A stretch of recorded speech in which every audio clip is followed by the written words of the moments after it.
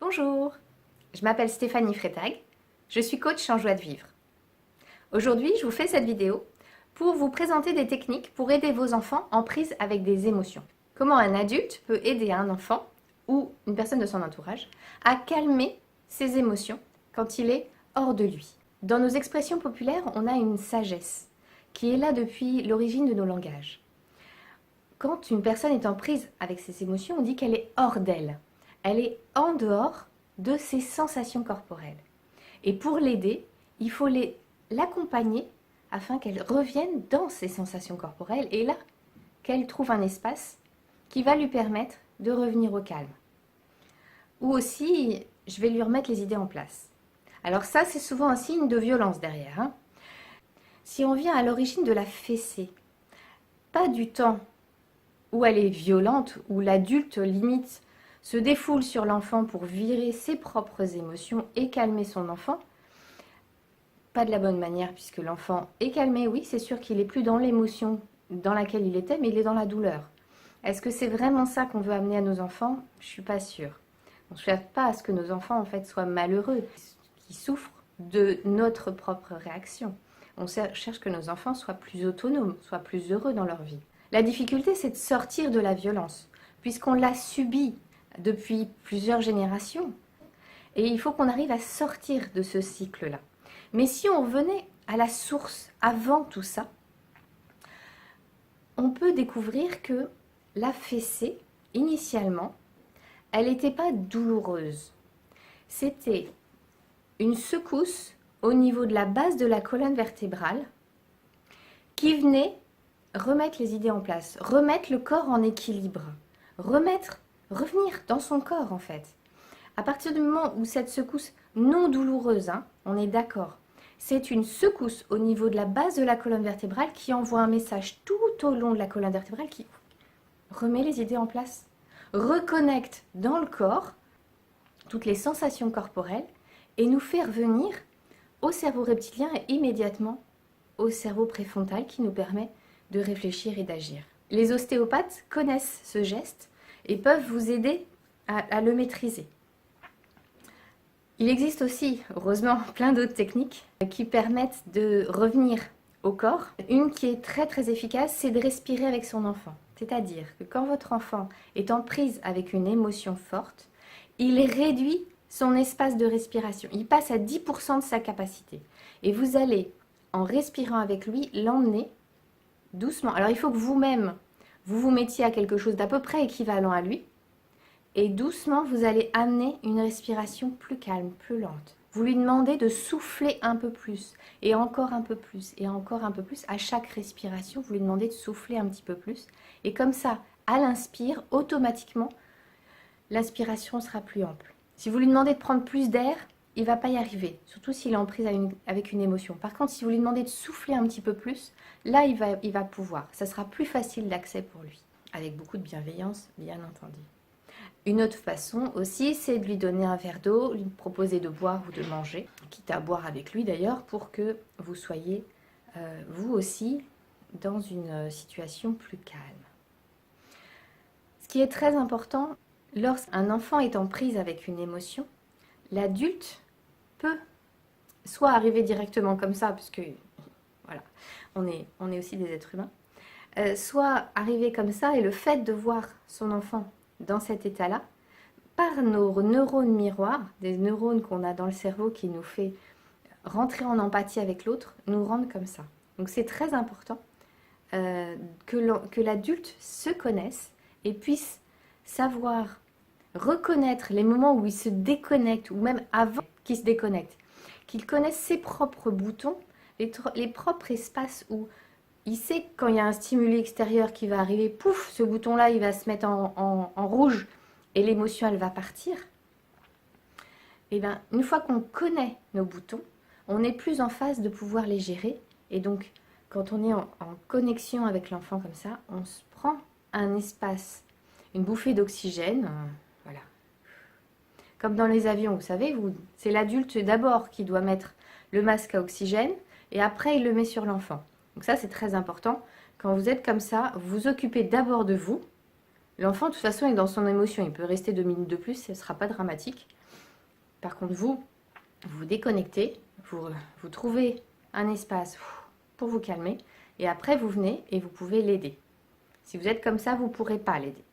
Ça ne sera pas quelque chose qui va fonctionner, à moins que vous arriviez comme ça à le faire ensemble, mais c'est très très très compliqué. Ensuite, vous pouvez aider votre enfant avec un contact physique. Donc soit en l'enlaçant, mais ça vous voyez en fonction de l'émotion. Si c'est de la tristesse, ça va se faire tout seul, il n'y a pas de problème, il aura besoin d'une épaule pour pleurer, donc ça sera très bien. Si c'est de la colère, et surtout si c'est de la colère contre vous, il risque de ne pas supporter que vous l'enlaciez, parce qu'il va se sentir bloqué dans ses mouvements. Et donc ça va rajouter de la gêne et rajouter de l'angoisse, donc ce ne sera pas forcément idéal. Par contre, vous pouvez venir au contact physique. Lui prendre la main, alors forcément bien sûr de façon bienveillante, le but c'est pas de la serrer pour lui faire mal, ou venir simplement poser une main ici, au niveau de la colonne vertébrale. C'est un espace qui permet le retour au calme. C'est un espace un peu magique dans le corps. Quand vous mettez la main à cet endroit-là, automatiquement, il y a un retour au corps qui se fait dans un espace serein. Vraiment, ça fait descendre des émotions et revenir au corps et revenir à toutes les capacités possibles. C'est aussi très utile pour endormir son enfant.